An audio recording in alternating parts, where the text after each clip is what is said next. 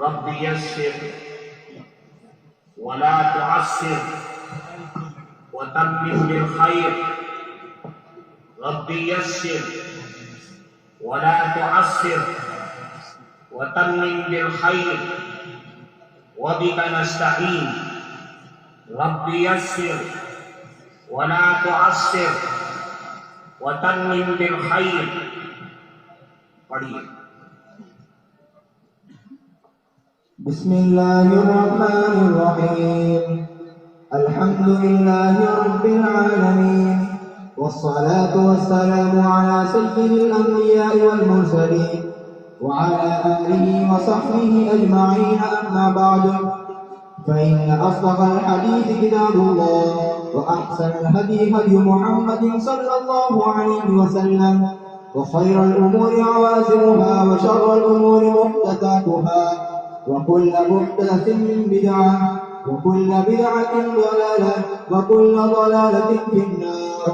وبالسند المتصل منا إلى الشيخ الإمام الهمام الحافظ الحجة أمير المؤمنين في الحديث أبي عبد الله محمد بن إسماعيل بن إبراهيم بن المغيرة بن بردزبة الجعفي اليماني البخاري رحمه الله تعالى رحمة واسعة. اللهم انفعنا بعلومه وعلومكم أجمعين آمين يا رب العالمين. أنه قال: باب كيف كان بدء وحي إلى رسول الله صلى الله عليه وسلم وقول الله عز وجل: إنا أوحينا إليك كما أوحينا إلى نوح والنبيين من بعده. وبه قال: حدثنا الحميدي قال: حدثنا سفيان قال: حدثنا يحيى بن سعيد الأنصاري قال: أخبرني محمد بن إبراهيم التيمي أنه سمع علقمة بن وقاص الليثي يقول: سمعت عمر بن الخطاب رضي الله تعالى عنه على المنبر يقول: سمعت رسول الله صلى الله عليه وسلم يقول: إنما الأعمال بالنيات وإنما لامرئ ما نوى. فمن كانت هجرته إلى دنيا يصيبها أو إلى امرأة ينكرها فهجرته إلى ما هاجر إليه. الحمد لله نحمده ونستعينه ونستغفره ونؤمن به ونتوكل عليه ونعوذ بالله من شرور أنفسنا ومن سيئات أعمالنا.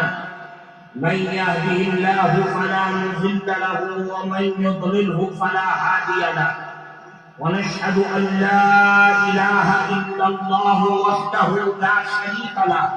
ونشهد أن سيدنا ومولانا محمدا عبده ورسوله. وصلى الله تبارك وتعالى على خير خلقه محمد وعلى آله وأصحابه وأزواجه وذرياته أجمعين. أما بعد،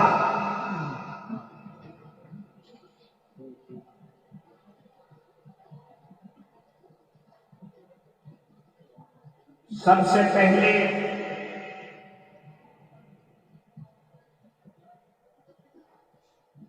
मैं आप हज़रात को ये बताना जरूरी समझता हूं कि असलन इस अजीम शान तकरीब में हज़रत वालिद बुजुर्गवार की तशरीफ आवरी थी।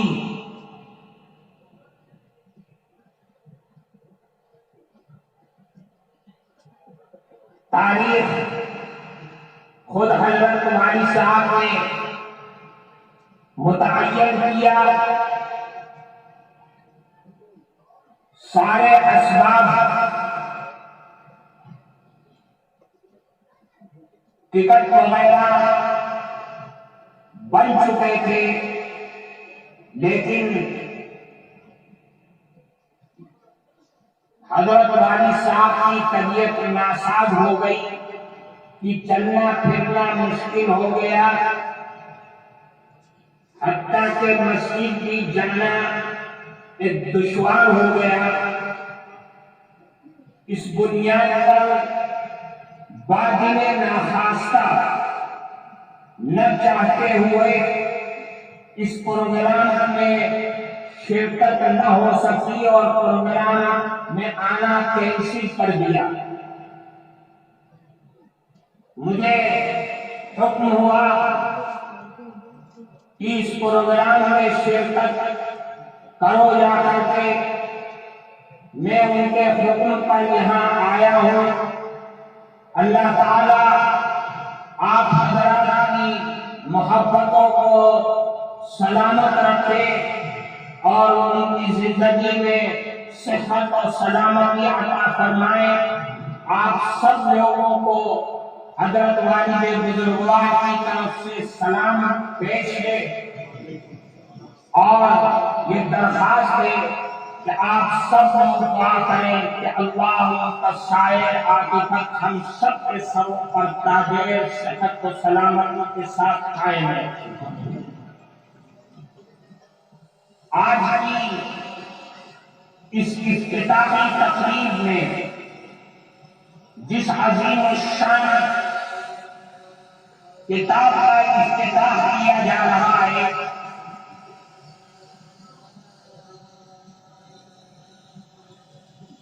اس کتاب کی بخاری شریف جس کو کہا جاتا ہے،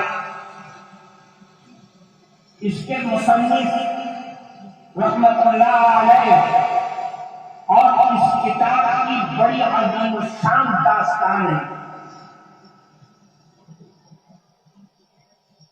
جو اس کی بنیادی چیزیں ہیں اس حدیث سے متعلق، وہ تو آپ کے استاد پڑھائیں گے بتائیں گے۔ وہ چیزیں کہ جو ہم سب کے لیے اس مجمع میں شریک ہونے والے تمام افراد کے لیے باعث رحمت اور برکت ہے، ان چیزوں کا آج ہم ذکر کریں گے۔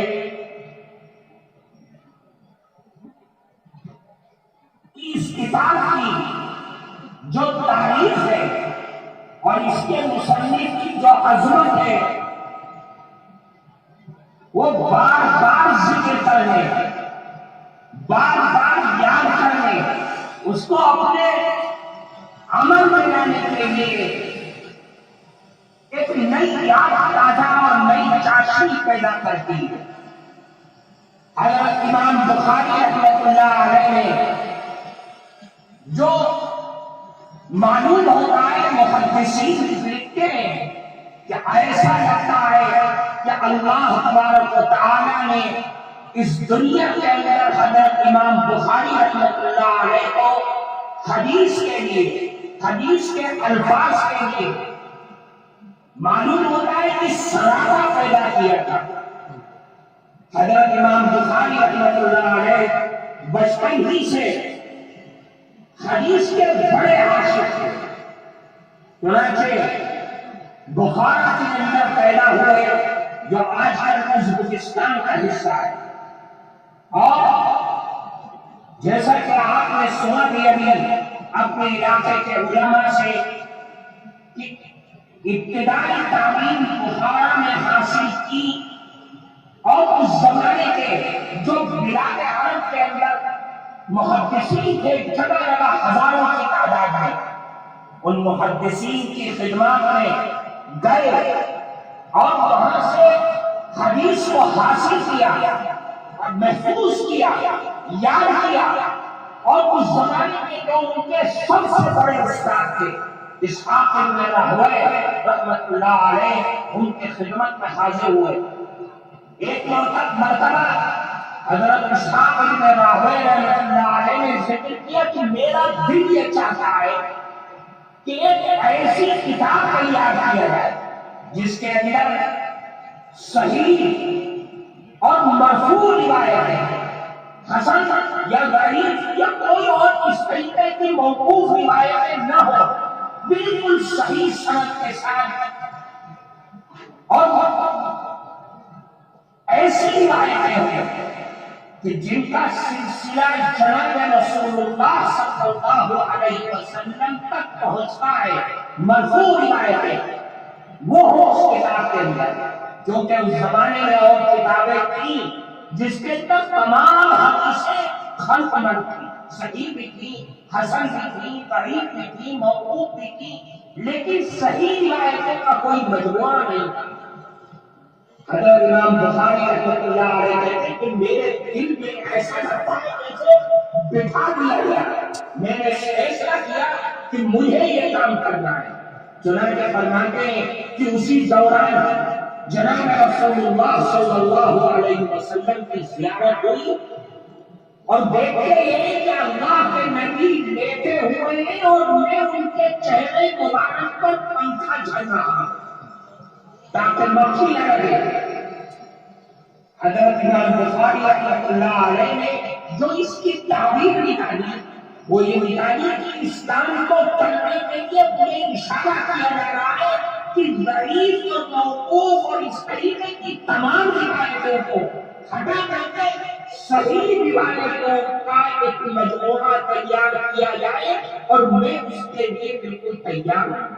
چنانچہ عمل شروع کر دیا۔ عمل بھی ایک عظیم الشان عمل تھا، فرماتے حضرت امام بخاری رحمۃ اللہ علیہ ہر حدیث کو اپنے پاس جو حدیث کا پٹارا تھا، تقریباً 7 لاکھ حدیثیں، ان حدیثوں کے اندر سے انتخاب کر کے 7,000 حدیثوں کو منتخب کیا، اور ہر حدیث کو چھان بین کر کے تمام چھنٹیوں سے چھان کر کے جتنی بھی ان کے پاس طریقے تھے چھان جھڑک کرنے کے، سند کے سلسلے میں، متن کے سلسلے میں، راویوں کے سلسلے میں، اس سے گزارتے ہوئے جب بالکل تیار ہو جاتے تھے تو 2 رکعت نفل نماز پڑھتے، اور پھر نفل نماز پڑھنے کے بعد یہ نہیں کہ فوراً لکھ دیا،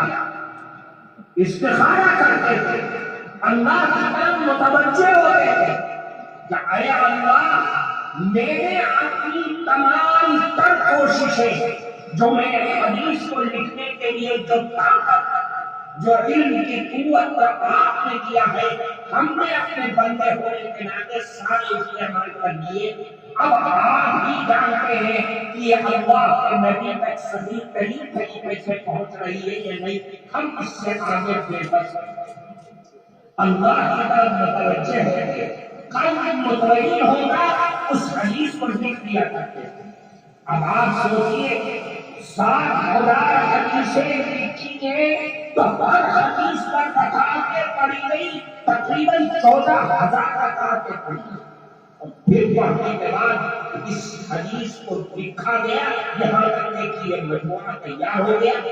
ابھی بھی بے فکر نہیں، مطمئن نہیں، اس زمانے میں جو علماء اور محدثین تھے جو سب سے چوٹی پہ آنے تھے، حضرت اسحاق ابن راہویہ رحمۃ اللہ علیہ اور دوسرے لوگوں کی خدمت میں پیش کیا، سب نے چھان بین کیا، لکھ دیکھا، ایک راوی اور ایک حدیث پر غور و خوض کیا۔ حضرت امام بخاری رحمۃ اللہ علیہ نے بھی اپنی تمام تر کوششوں کے بعد لکھا، اور پھر تمام محدثین نے اس کے اوپر درج کیا، دیکھا، سوچ بچار کیا، لیکن کسی بھی محدث کو ایک نقطہ رکھنے کی گنجائش نہیں۔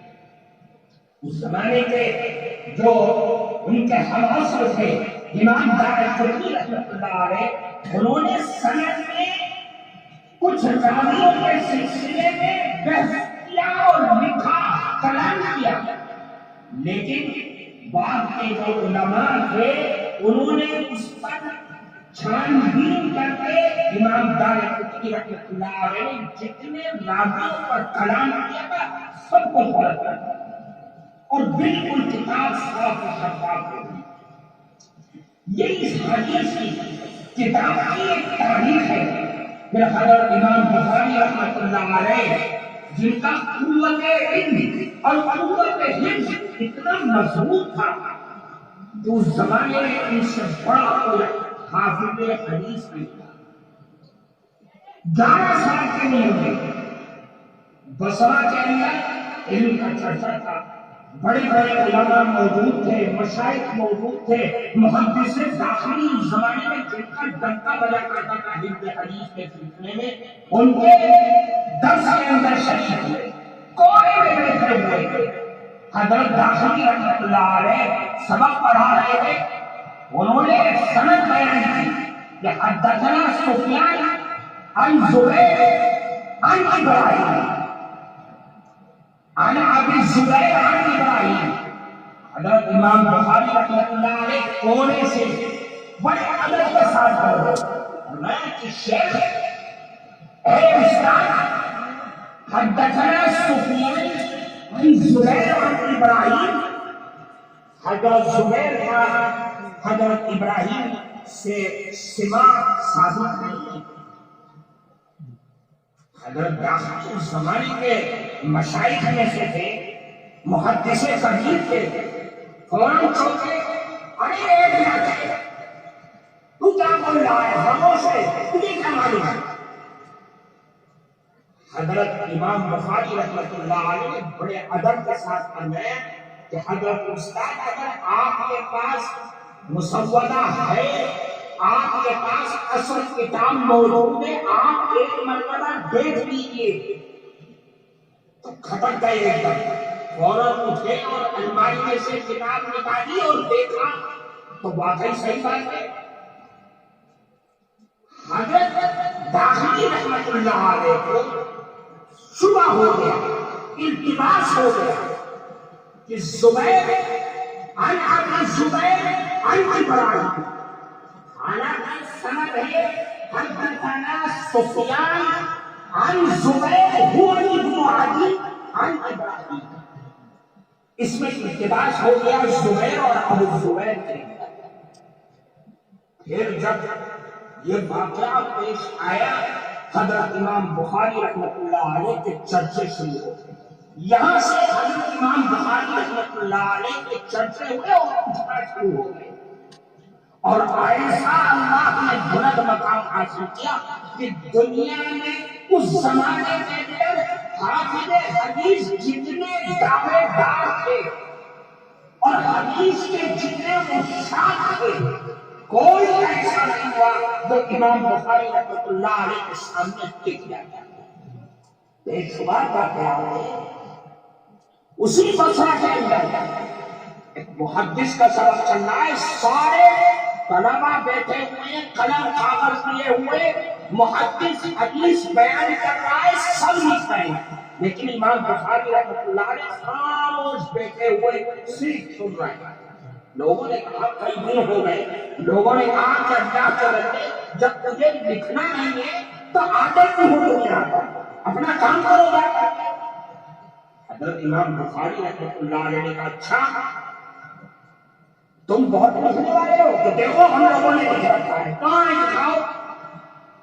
تقریباً 1500 حدیثیں ان لوگوں نے لکھ رکھی تھی، کم و بیش حضرت امام بخاری رحمۃ اللہ علیہ نے ساری کی ساری جو ہفتے بھر میں شیخ نے حدیثیں پڑھائیں گی سب زبانی طرف پڑھانے شروع کر دیا، سارے مبہوت ہو گئے، اور انہوں نے اپنے نسخے کو، کوئی لکھنے میں ماہر ہوتا ہے، کوئی تیزی کے ساتھ لکھتا ہے، کسی کا کوئی حرف چھوٹتا ہے کہ بام، سب نے اپنے نسخے کو حضرت امام بخاری رحمۃ اللہ علیہ کی یادداشت پر صحیح کر دیا۔ تو میرے عزیز دوستو، آپ جس کی کتاب پڑھنے جا رہے ہیں وہ بڑا عظیم شان آدمی ہے۔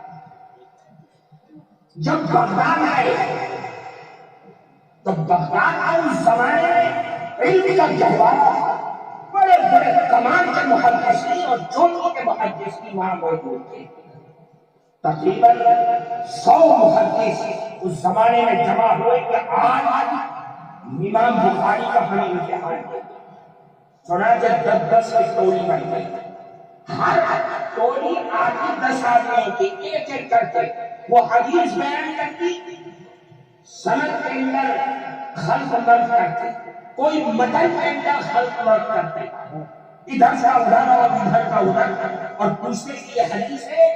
حضرت امام بخاری رحمۃ اللہ علیہ کا ایک ہی جواب تھا، لا اعرف، میں نہیں جانتا اس کو کیا تم بیان کرتے۔ نہیں، 100 کے بارے میں یہی جو ہم نہیں جانتے، لوگوں نے کہا جانتا کچھ نہیں ہے اور بنا رکھا ہوا ہے، بخاری وقت اور محدث وقت اور حافظ حدیث کا ڈنکا بج رہا ہے، کچھ نہیں اس کے پاس۔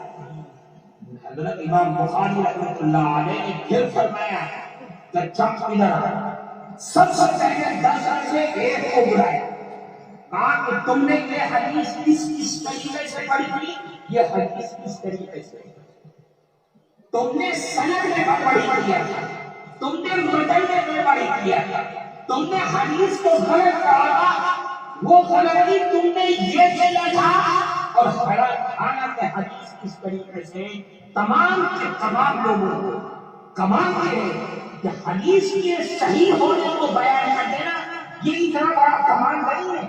کمال یہ ہے کہ 100 کے 100 محدث طلبا کے غلطی کو یاد رکھنا اور ایک ایک کر کے بیان کر دینا، یہ بڑا کمال ہے۔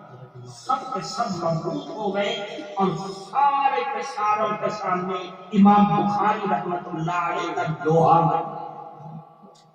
حضرت امام بخاری رحمۃ اللہ علیہ عظیم شان، پھر ان کی یہ کتاب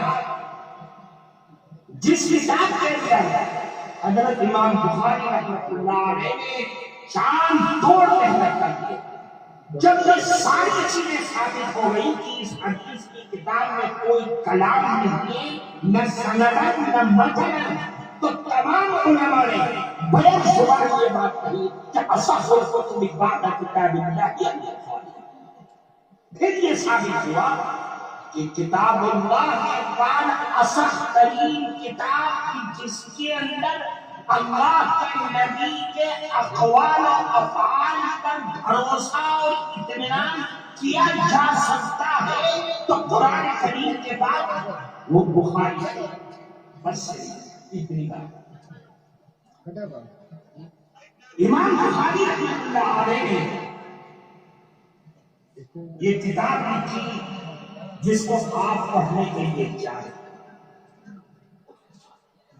اس کتاب کے اندر جو سب سے بڑا اسلام کا سرمایہ ہے،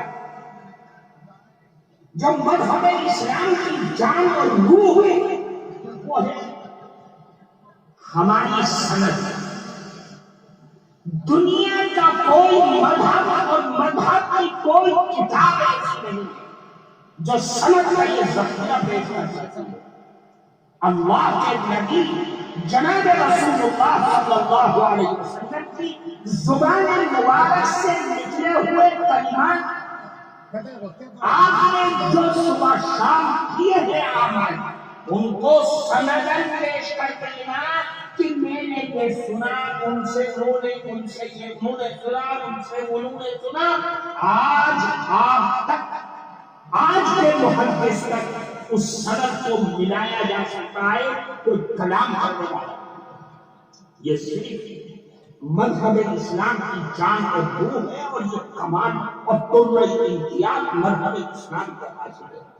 دنیا کے جتنی آسمانی کتابیں، توریت ہو، انجیل ہو، انجیل کے چاروں نسخے جو آج دنیا کے اندر ہیں، آباد ہیں، ساری عیسائیت اور یہودیت اس پر اعتماد و بھروسہ کرتی ہے، اس کے صحیح اور برحق ہونے کے لیے دنیا کا کوئی باہر، کوئی عیسائی اور یہودی عالم اپنی کتاب کی سند کو پیش نہیں کر سکتا۔ یہ صرف مذہب اسلام کو یہ حق اور یہ طرز امتیاز حاصل ہے۔ اللہ کے نبی جناب محمد رسول اللہ صلی اللہ علیہ وسلم نے رات کے اندھیرے میں کیا عمل کیا اور کس طریقے سے کیا، جنگل میں، شہر میں، گھر میں، مسجد میں، اللہ کی زبان مبارک سے کلمات کب نکلے، کیا نکلے، سند کے ساتھ موجود ہے، اس کے اندر کوئی کلام نہیں آ سکتا۔ امام مالک رحمۃ اللہ علیہ فرمایا کہ اگر سند نہ ہوتی لقد من شاء ما شاء، جو چاہتا جو اپنی زبان سے بات دیتا، اگر سند نہ ہوتی اللہ کے نبی کے بارے میں جو چاہتا کہتا، لیکن سند نے دودھ کا دودھ اور پانی کا پانی کر دیا۔ اس کے باوجود جو دشمنان اسلام ہے، یہودیوں نے، نصرانیوں نے، شیعوں نے بہت دخل اندازی کرنے کی کوشش کیا، لیکن ائمہ جرح و تعدیل نے سب کو چھان بین کر کے بالکل الگ کر دیا کہ آدمی فقہ ہے، یہ آدمی فقہ نہیں ہے، اس کی جوانی میں حافظہ ٹھیک تھا، بڑھاپے میں اس کا حافظہ کمزور ہو گیا تھا۔ ان لوگوں نے جوانی میں اس سے سند حاصل، حدیث کو حاصل کیا ہے، ان لوگوں نے بڑھاپے میں حاصل کیا ہے، ان کی روایت ضعیف و کمزور ہے، ان کی روایت قوی اور مضبوط۔ اس طریقے سے چھان بین کر کے خطیب بغدادی نے جو ائمہ جرح و تعدیل کے جو افعال لکھے، جو ان کے عمل کو لکھا ہے، کہتے ہیں کہ جو جرح و تعدیل کے ائمہ ہیں، جب وہ دور دراز کسی راوی کی تحقیق کرنے جایا کرتے تھے کہ یہ یہاں پیدا ہوا، ان کا بچپن کیسا گزرا، ان کی جوانی کیسی گزری، یہ جوانی میں کہاں کہاں بیٹھا کرتے تھے، کس سے لیا کرتے تھے، تو کہتے ہیں کہ لوگ ہم سے یہ سوال کرتے تھے، ان جرح و تعدیل کے ائمہ سے یہ سوال کرتے تھے، کیا ان لوگوں نے آپ کی بیٹی سے رشتہ کرنے کے لیے کہا، اتنی چھان بین کر رہے ہو، کیا ماجرا ہے؟ کہتے تھے کہ نہیں، ہم سے رشتہ نہیں، بلکہ ان لوگوں نے آقائے نامدار سرکار مدینہ صلی اللہ علیہ وسلم سے اپنے رشتے کو مضبوط کیا ہے، کہ اللہ کے نبی کی حدیث کو بیان کیا ہے، اس سے پڑھ کر کے رشتہ اور کیا کر سکتا ہے۔ یہ سند ہم سب کے ایمان کی، ہماری شریعت کی، ہمارے کتب حدیث کی جان اور روح ہے۔ سند میں تین حصے ہیں، تین جز ہے سند میں۔ ایک سند تو وہ جو آپ کے شیخ سے لے کر کے، آپ کے استاد سے لے کر حضرت شاہ ولی اللہ محدث دہلوی رحمۃ اللہ علیہ، ایک سند کا وہ حصہ دوسرا جو حضرت شاہ ولی اللہ محدث دہلوی رحمۃ اللہ علیہ سے لے کر کے مصنف کتاب تک، امام بخاری تک، امام ترمذی رحمۃ اللہ علیہ تک، امام نسائی رحمۃ اللہ علیہ تک، امام ابو داؤد رحمۃ اللہ علیہ تک، ایک وہ حصہ سند کا، ایک سند کا وہ حصہ تیسرا جو صاحب کتاب سے لے کر کے آقائے نامدار صلی اللہ علیہ وسلم تک ہے، جس کو عالی کہا جاتا ہے، سب سے بلند سند کہا جاتا ہے، جو آپ کو اس کتاب کے اندر ملے گا۔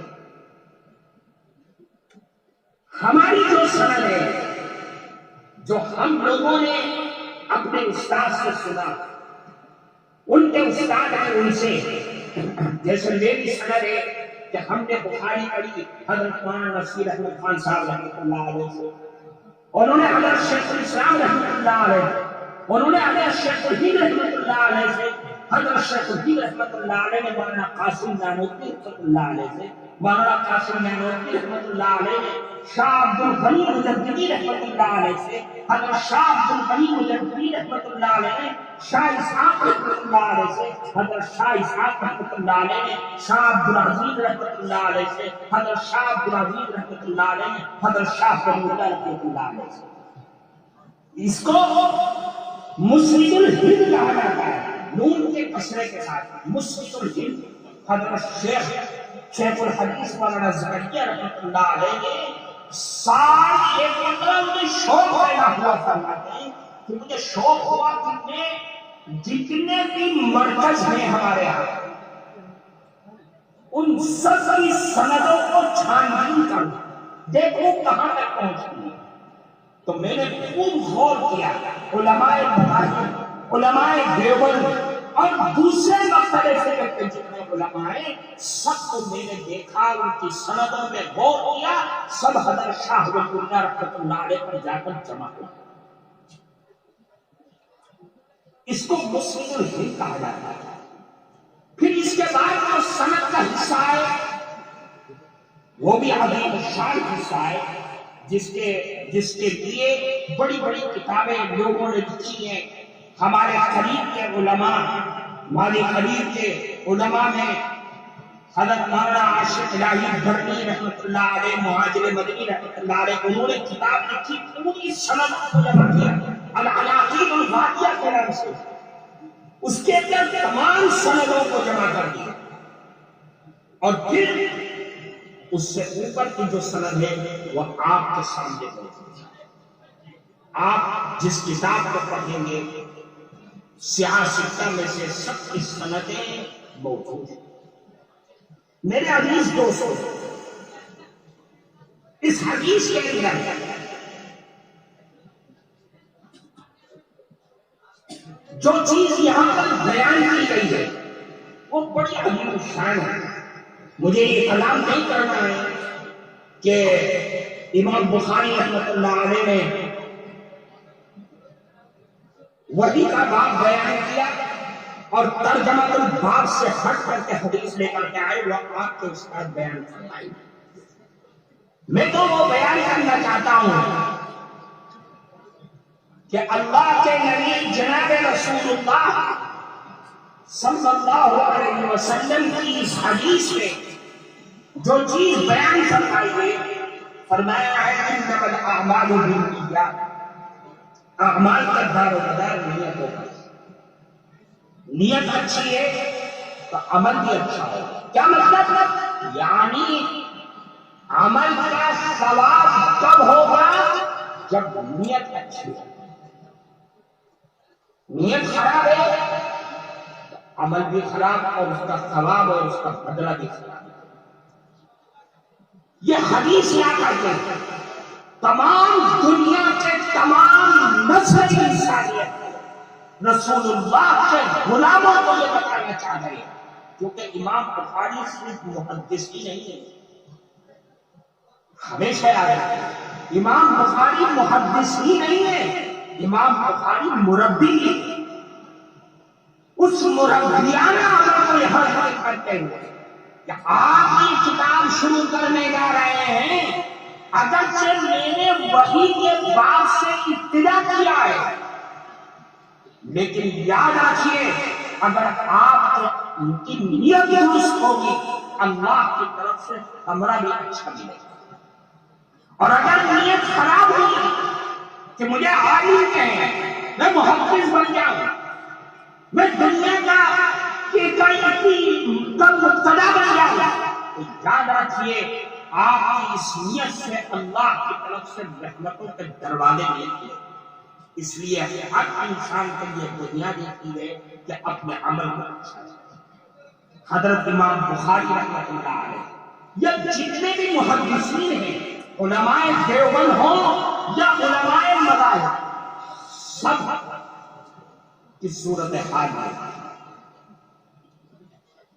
کہ نیت، اخلاص اور پوری زندگی کا جو نچوڑ ہے وہ دو چیزیں اس کے اندر جو ہم سب کے لیے، ہمارے ایمان اور اعمال کے لیے جان اور روح ہے۔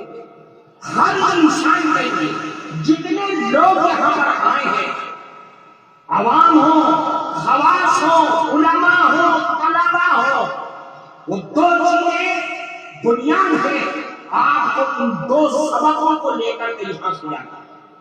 وہ ہے نمبر 1 اخلاص، اخلاص نیت کی صحت کہ اللہ میں جو کام کر رہا ہوں آپ کے لیے کر رہا ہوں، آپ کی رضا کے لیے کر رہا ہوں۔ بس اگر اخلاص اور نیت کے اندر صحت ہوگی تو یاد رکھیے آپ کا کھانا بھی عبادت بن سکتا ہے، آپ کا سونا بھی عبادت بن سکتا ہے۔ اس لیے بنیادی اخلاص نیت کی صحت. دوسرے نمبر پر جو بنیاد ہے جس نے حضرت مولانا حسین احمد مدنی رحمۃ اللہ علیہ کو شیخ العرب والعجم تک، حضرت مولانا قاسم نانوتوی رحمۃ اللہ علیہ کو بر صغیر کے تمام مدرسوں کا امام بنا دیا. حضرت مولانا رشید احمد گنگوہی رحمۃ اللہ علیہ کو قطب اعلیٰ اور امام ربانی بنا دیا. حضرت مولانا محمود حسن دیوبندی رحمۃ اللہ علیہ کو شیخ الہند بنا دیا. وہ چیز ہے اتباع سنت، رسول اللہ سے عشق و محبت. رسول اللہ سے محبت ہوگی تو انسان زمین سے اٹھ کر کے عرش پر پہنچ جائے گا، اور اگر رسول اللہ سے محبت نہیں ہے تو دنیا کا بڑے سے بڑا محدث بھی دھرتی پر رہ جائے گا، اس کے علم سے، اس کے حدیث سے کوئی اس کو فائدہ نہیں ہوگا. رسول اللہ کی محبت کتنی تھی علماء میں، ہمارے بزرگوں میں، اولیاء اللہ میں، جس کا تصور نہیں کوئی نہیں سکتا. آپ صحابہ کرام کی زندگی کا خلاصہ دیکھ لیجیے، نچوڑ دیکھ لیجیے. رسول اللہ کی محبت ان کے ثمرۂ زندگی ملے گی، زندگی کا نچوڑ ملے گا. ایک حدیث ہے جس کو امام ترمذی رحمۃ اللہ علیہ نے نقل کیا. حضرت انس رضی اللہ تعالیٰ عنہ اس حدیث کے سب لوگ سنیں اور غور سے سنیں. اس حدیث کے راوی نے حضرت انس رضی اللہ تعالیٰ عنہ فرماتے ہیں صحابی آئے. کون تھے صحابی؟ ان کا نام نہیں ہے. صحابی آئے اور اللہ کے نبی سے سوال کیا، اے اللہ کے نبی یہ بتائیے کہ مدرسہ قیامت کب آئے گا؟ حدیث میں آتا ہے اللہ کے نبی نے سنا، کوئی جواب نہیں دیا. نماز کا وقت آیا، نماز کے لیے کھڑے ہوئے، سلام پھیرا،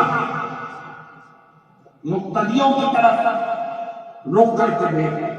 ہاں بھائی آئیے سائل، کہاں ہے سوال کرنے والا؟ کس نے سوال کیا گا کہ مدرسہ قیامت کب آئے گی؟ صحابی کھڑے ہوئے، اللہ کے نبی میں نے سوال کیا تھا کہ قیامت کب آئے گی. اللہ کے نبی نے کیا فرمایا؟ فرمایا یہ بتاؤ ما اعددت لها، تم نے قیامت کے لیے تیاری کیا کر رکھی ہے؟ تم قیامت کا سوال کرتے ہو، یہ بتاؤ قیامت کے لیے تم نے تیاری کیا کر رکھی ہے؟ صحابی تو صحابی ہے، جو دل میں ہے وہی زبان پر، جو زبان میں ہے وہی دل پر. جھوٹ کی گنجائش نہیں ہے. صحابی نے فرمایا، غور سے سنیے، صحابی نے فرمایا کہ اے اللہ کے نبی ما اعددت لها لا کبیر صلاة ولا صوم الا انی احب اللہ ورسولہ.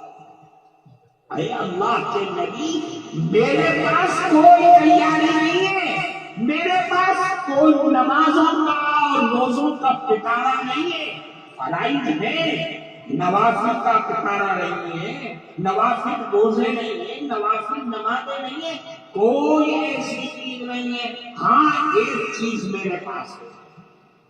کیا چیز ہے؟ فرمایا کہ میں اللہ اور اس کے نبی سے بے پناہ ہوں. اے اللہ کے نبی میں اللہ اور اس کے نبی سے بے پناہ محبت کرتا ہوں. اللہ کے نبی نے کیا جواب دیا؟ فرمایا المرء مع من احب. فرمایا کہ انسان قیامت کے دن اس کے ساتھ ہوگا جس سے وہ دنیا میں محبت کیا. اللہ کے نبی سے محبت کرتے ہو، قیامت کے دن تم اللہ کے نبی کے ساتھ رہو گے. قیامت کی کیا فکر ہے؟ قیامت کے ہونے کی کیا فکر ہے؟ حساب و کتاب کی کافر تم میرے ساتھ رہو گے، میرے غلام بن کرتے رہو گے، میں سفارش کروں گا، میں تم سب کو جنت میں دے کر کے جاؤں گا۔ حضرت انس رضی اللہ تعالی عنہ فرماتے ہیں جب صحابہ نے یہ سنا المرء مع من احب، اتنا خوش ہوئے معلوم ہوتا تھا کہ نیند آ گئی ہے۔ اس سے زیادہ خوش ہوتے ہوئے صحابہ کو میں نے کبھی نہیں دیکھا۔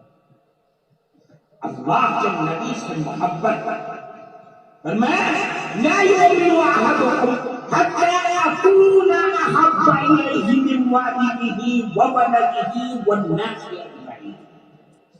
اللہ کے نبی سے محبت تمہارے دل میں ہوگی، یہ محبت کا ہونا ایمان کی کامل اور مکمل ہونے کی علامت ہے۔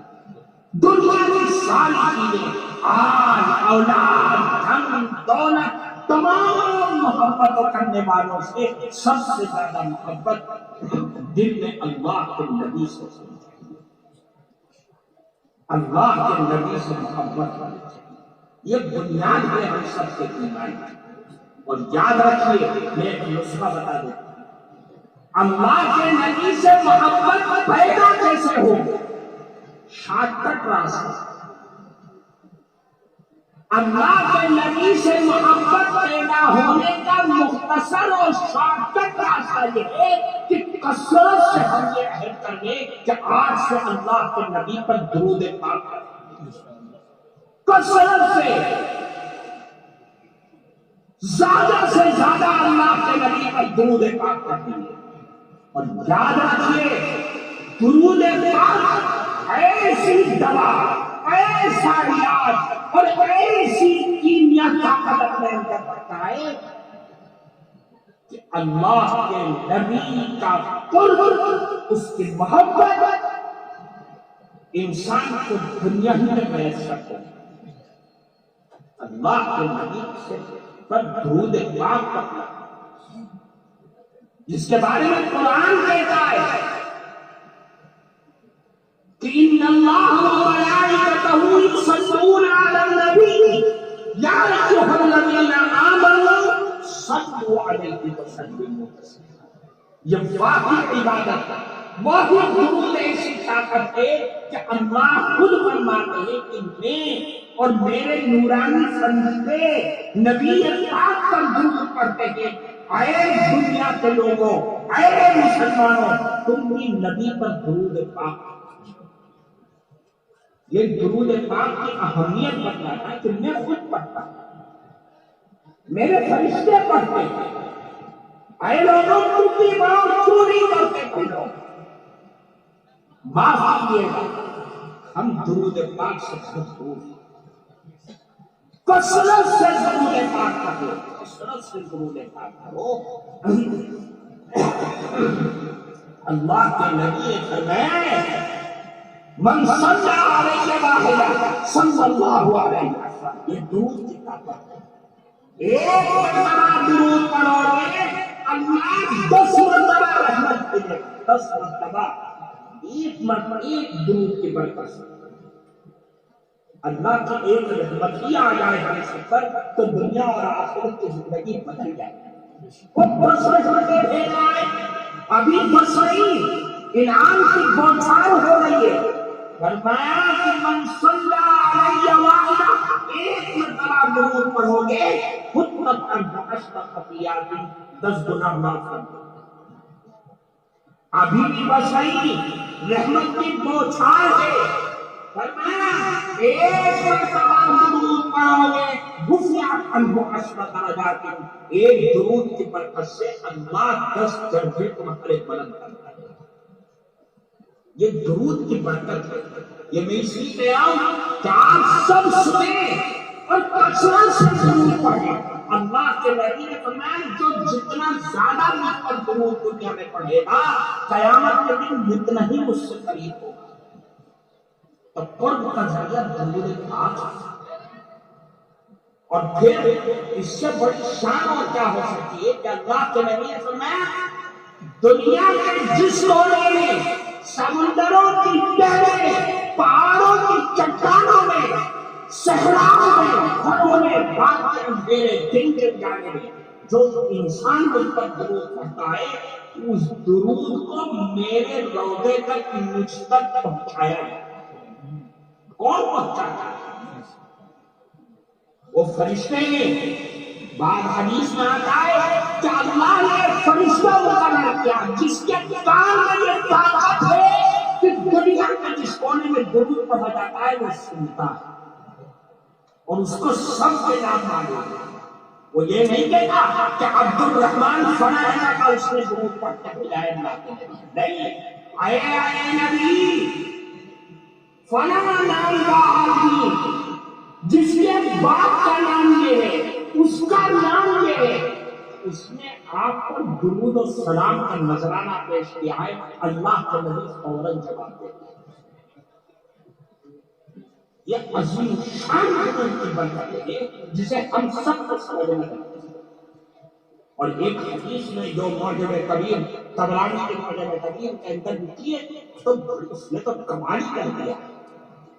فرماتے ہیں اللہ کے نبی نے فرمایا من صلی علیہ واحدہ صلی اللہ علیہ وسلم، جو مجھ پر ایک مرتبہ درود پڑھے گا اللہ اس پر 10 رحمتیں نازل کرے گا۔ ایک چیز یاد رکھنا اس حدیث میں۔ پھر فرمایا ومن صلی علیہ عشر صلی اللہ علیہ وسلم، جو شخص دن بھر میں مجھ پر 10 مرتبہ درود پڑھے گا اللہ اس پر 100 رحمتیں ڈالے گا۔ پھر اب بس نہیں، فرمایا ومن صلی علیہ وسلم، جو شخص دن بھر میں مجھ پر 100 مرتبہ درود پڑھے، کتنی مرتبہ؟ 100 مرتبہ درود پڑھا۔ اب دیکھیں انعامات کی بوچھار، کمال ہو گیا اللہ کو اپنے محبوب سے کتنا خوش۔ فرماتے کہ جو شخص 100 مرتبہ مجھ پر روزانہ درود پاک کا نذرانہ پیش کرے گا اللہ کی طرف سے انعام ملے گا، کتب اللہ بین عینیہ براءۃ من النفاق، اللہ اس کے دونوں آنکھوں کے درمیان یہاں پر لکھ دیں گے اس آدمی کو نفاق سے بری کر دیا، یہ منافق نہیں ہو سکتا، یہ منافق نہیں ہو سکتا۔ کیوں؟ اس لیے کہ یہ تو میرے محبوب پر درود پاک کا نذرانہ پیش کرتا ہے، یہ منافق نہیں ہے۔ پھر فرمایا جو شخص 100 مرتبہ درود پڑھے گا كتب الله بين عينيه براءة من النار، اللہ اس کے دونوں آنکھوں کے درمیان نام ماتھے پر لکھ دے گا کہ یہ آدمی جہنم کی آگ سے بری کر دے۔ اب جہنم کی آگ نہیں لگے گی اس کو، کیوں؟ اس لیے کہ تو رسول اللہ کا غلام ہے، رسول اللہ پر درود و سلام پڑھتا ہے، میرا محبوب کا عاشق ہے، اس کو جنت کی آگ نہیں لگاؤں گا، ایسا نہیں ہو سکتا۔ ابھی بھی بس نہیں ہے، پھر فرماتے جو شخص 100 مرتبہ درود پڑھے گا اسکنہ اللہ یوم القیامۃ مع الشہداء، اللہ اس کو قیامت کے دن شہیدوں کے ساتھ رکھے۔ یہ رسول اللہ سے محبت کرنے کا نسخہ ہے۔ جب درود پڑھنے پر اتنا انعام کیا جا رہا ہے اور اگر کوئی درود نہ پڑھے تو بھی صحیح سزا بھی نہیں۔ فرمایا وہ حدیث موجود ہے، آپ پڑھیں گے کہ اللہ کے نبی پہلی منبر کی پہلی سیڑھی پر چڑھے اور زور سے آمین کا، دوسری پر چڑھے پھر آمین کا، تیسری پر چڑھے پھر آمین کا۔ صحابہ کرام حیران کیا ہو رہا ہے یہ، نہ کوئی آواز ہے، نہ کوئی دعا دینے والا، نہ دعا، آمین کیوں کہتے ہیں؟ جب اتر کر کے نیچے آئے صحابی نے سلام اللہ کے نبی آج تو ہم نے ایسا ماجرا دیکھا ہے کہ اس سے پہلے کبھی بھی نہیں دیکھا تھا۔ فرمایا ہاں، فرمایا جب میں نے پہلی سیڑھی پر قدم رکھا جبریل امین آئے اور انہوں نے کہا کہ جو آدمی میرا نام سنے اور درود پاک نہ پڑھے اللہ کی لعنت ہو سکتی ہے۔ یہ بھی اللہ کی طرف سے جبریل امین پر دعا دے رہے ہیں اور تمام نبیوں کے سردار اس پر آمین کہہ رہے ہو، وہ تو آسمان کو پھاڑتی ہوئی آج پر پہنچتی ہے۔ اس لیے اللہ کے نبی سے محبت بنیاد ہے، اور اس کتاب میں جو آپ شروع کرنے جا رہے ہیں، اس کتاب کی جان، ہم سب کی زندگی کی جان اور روح اللہ کے نبی سے محبت ہے۔ اللہ نے قرآن میں اسی کو فرمایا۔ ایک صحابی بہت گھبرائے تھے، حضرت ابوبکر صدیق کے پاس آئے، بہت ہی گھبرا رہا، کیا ہو گیا، کیوں گھبرا رہا؟ ہم دنیا میں اللہ کے نبی کی محبت کی آگ لگتی ہے دل میں، فوراً گھر سے نکلتے ہیں، اللہ کے نبی کے پاس جاتے ہیں اور زیارت کر لیتے ہیں، دل کو سکون مل جاتا ہے۔ لیکن میں پریشان ہوں، دنیا سے جانا ہے، جائیں گے، جو دنیا میں آیا ہے وہ قبر میں جائے گا، موت آئے گی، قیامت قائم ہوگی، اللہ کے نبی تو جنت کے اعلیٰ مقام پر ہوں گے، ہم پتہ نہیں کہاں ہوں گے، ملاقات ہو پائے گی کہ نہیں ہوگی۔ حضرت ابوبکر بات تو تم صحیح کہہ رہے ہو، چلو اللہ کے نبی کے پاس چلو۔ اللہ کے نبی کے پاس گئے اور سوال تھا، پریشانی، اللہ کے نبی خاموش ہو گئے۔ حضرت جبریل امین تشریف لائے اور قرآن کی آیت پڑھی، وَمَن يُطِعِ اللَّهَ وَالرَّسُولَ فَأُولَٰئِكَ مَعَ الَّذِينَ أَنْعَمَ اللَّهُ عَلَيْهِم مِّنَ النَّبِيِّينَ وَالصِّدِّيقِينَ وَالشُّهَدَاءِ وَالصَّالِحِينَ وَحَسُنَ أُولَٰئِكَ رَفِيقًا۔ اللہ کی اور اس کے رسول کی اطاعت بنیاد اور جڑ ہے۔ جب اطاعت رسول اللہ ہوگی اور اللہ کی اطاعت ہوگی تو جنت کے اندر نبیین، صدیقین، شہداء اور صالحین کے ساتھ تمہارا اٹھنا، بیٹھنا، رہنا، سہنا، آنا جانا، ملاقاتیں رہیں گی۔ یہ تصور ہے، یہ معیار ہے۔ اس لیے میرے بھائیوں، ہم جتنے لوگ یہاں پر آئے ہیں اس سبق کو لے کر کے جائیں کہ ہمیں رسول اللہ صلی اللہ علیہ وسلم کی اطاعت کے لیے کمر باندھ لینا۔ اور یاد رکھو، آج دنیا ساری طاقتیں، دنیا کی ساری باتیں طاقتیں جو ایک ساتھ اٹھنا، بیٹھنا، عبادت خانوں میں آنا جانا، کھانا پینا، سب ان کے ہاں بھید بھاؤ اور ساری چیزیں بالکل الگ الگ تھا۔ ایک دوسرے کی شکل اور اٹھنے بیٹھنے مجلسوں سے نفرت کیا کرتے تھے، وہ آج ایک نقطے پر جمع ہوئے، اسلام اور مسلمان دشمنی۔ ان کی دشمنی کا مقابلہ، نفرتوں کا مقابلہ اگر ہم اور آپ کر سکتے ہیں تو ایٹم بم سے زیادہ طاقت ہمارے پاس رسول اللہ کی سیرت ہے، اور کچھ نہیں ہے ہمارے پاس۔ قیصر و کسریٰ کو تباہ و برباد کرنے کے لیے، سبع حسن سے مٹانے کے لیے رسول اللہ کی سنت، رسول اللہ کی سیرت تھی، جو مکے کی گلیوں سے نکل کر کے مدینے میں پہنچی اور مدینے کی گلیوں سے نکل کر جزیرۃ العرب میں پہنچی اور سارے دنیا میں جہاں جہاں گئی اسلام کے جھنڈے کو بلند کر دیا۔ اس لیے میرے بھائی، ہمارے پاس تو سب سے بڑا سرمایہ ہے، ہم اس سرمایہ کی حفاظت کریں، اپنی زندگی میں بسائیں، پیار اور محبت کے وہ جذبات کو پیدا کریں جو جذبات رسول اللہ نے ہمیں اور آپ کو دیے، جو اسلام، جو شریعت ہے، پیار اور محبت کا گہوارہ ہے۔ ہندوؤں، مسلمانوں، سکھوں، بدھسٹوں، جینیوں، اپنا ہو پرایا ہو، سب کے ساتھ محبت سے پیش ہے، رواداری، پیار، محبتیں دیں۔ یہی چیز ہے جو پرائے کو اپنا بنا لے گی، دشمن کو اپنا بنا دے گی، نفرت کرنے والوں کے دلوں میں محبتیں پیدا کر دے گی۔ یہی سرمایہ ہے رسول اللہ کی سیرت کا۔ مکی زندگی اور مدنی زندگی کا سب سے بڑا سرمایہ پیار اور محبت ہی ہے، اس لیے ہمیں اس کو آباد رکھنا ہے۔ اللہ تعالیٰ اس مدرسے کو زندہ شاگرد کرتے ہیں۔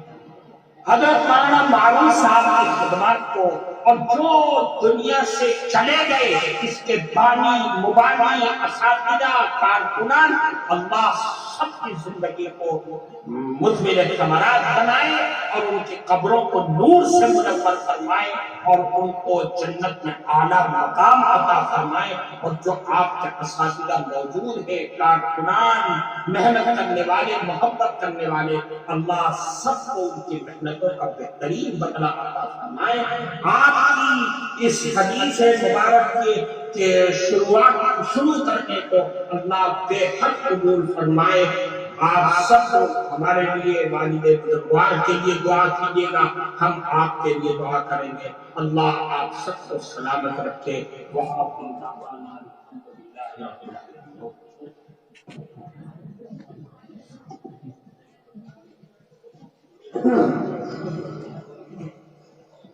الحمد لله رب العالمين. اللهم إني أشهدك أنت الأحد الصمد لم يلد ولم يولد ولم يكن له كفوا أحد. هو الله الذي لا إله إلا هو الرحمن الرحيم الملك القدوس السلام المؤمن المهيمن العزيز الجبار المتكبر الخالق البارئ المصور الغفار القهار الوهاب الرزاق الفتاح العليم القابض الباسط الخافض الرافع المعز المذل السميع البصير الحكم العدل اللطيف العظيم الغفور الشكور العلي الكبير الحافظ المقيم الحسيب الجليل الكريم الرقيب المجيب الواسع الحكيم الودود المجيد الباعث الشهيد الحق الوكيل القوي المتين الغني الحميد المحصي المبدي المحيي المميت الحي القيوم الواجد الماجد الواحد الاحد الصمد القادر المقتدر المقدر المؤخر الاول الاخر الظاهر الباطن الباري المتعالي البر التواب المنتقم العفو الرؤوف مالك الملك ذو الجلال والاكرام المقسط الجامع الغني المغني المانع الضار النور النافع النور العالي البديع والباقي الوارث وارث الرشيد الصبور جل جلاله عم جلاله۔ اے اللہ، ہم سب گواہی دیتے ہیں کہ آپ ہی اللہ ہیں، آپ کا کوئی شریک و سائی نہیں۔ اے اللہ، ساری کائنات کے بادشاہ ہیں، بادشاہوں کے بھی بادشاہ۔ اے اللہ، آپ قادر مطلق ہیں، ہمیشہ سے زندہ ہیں اور ہمیشہ رہنے والے، آسمان و زمین کے خزانوں کے مالک ہیں۔ اے کریم آقا، ہم سب گناہوں میں گرفتار ہیں، اپنی دریائے رحمت سے ہم سب کے گناہوں کو معاف فرما۔ اے اللہ، ان ناموں کے صدقے ہم سب کے گناہوں کو معاف فرما دے، نام آباد سے مٹا دے، ہاتھ پاؤں سے بھلا دے، زمین و آسمان سے بھلا دے۔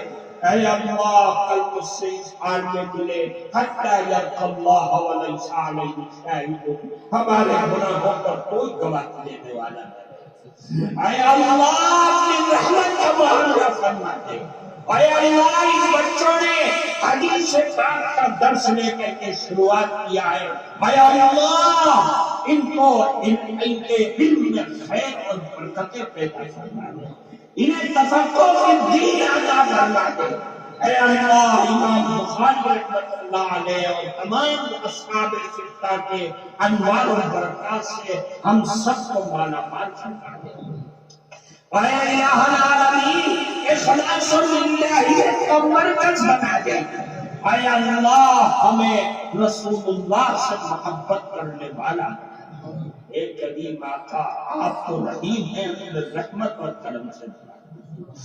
اے اللہ، جتنے لوگ یہاں پر آئے ہیں، اے اللہ سب کی مرادوں کو پورا فرما دے، جائز تمناؤں کو پورا فرما دے، سب کو صحت و سلامتی عطا فرما دے۔ جو لوگ قرض میں مبتلا ہے، قرض سے خلاصی کا انتظام فرما دے۔ اے کریم آقا تو تو رحیم ہے، اے اللہ تو تو رحمان ہے، اے اللہ تیرے ننیانوے ناموں کی صدا لگا کر کے ہم تجھ سے بھیک مانگتے ہیں کہ ہم سب کے ایمان اور عقیدے کی عزت و آبرو کی حفاظت کریں، تمام دنیا بھر کے مسلمانوں کو ظالم اور مظلوم بننے سے بچائیں۔ اے اللہ ہم تیرے ناموں کا سہارا لے کر کے کہتے ہیں ہمارے مدارس مساجد اور معابد کی حفاظت فرما دے۔ اے اللہ وہ علماء ہمارے جو دنیا سے چلے گئے ان کی مغفرت کر دے۔ اے اللہ جو زندہ ہیں اے اللہ انہیں صحت اور سلامتی عطا فرما۔ اے اللہ والد بزرگوار کو یہاں آنا تھا، اے اللہ نہ آ سکے قدر اللہ ما شاء، جو تم نے فیصلہ کیا ہم اس پر راضی ہیں۔ اے اللہ ہم آپ سے بھیک مانگتے ہیں انہیں صحت اور سلامتی عطا فرما۔ اے اللہ انہیں عافیت اور خیر کی زندگی سے جینے کی اے اللہ تا حیات انہیں اپنا نور کو اوپر رحم کا معاملہ تھا۔ اے اللہ اپنا حفظ و امان عطا فرما دے۔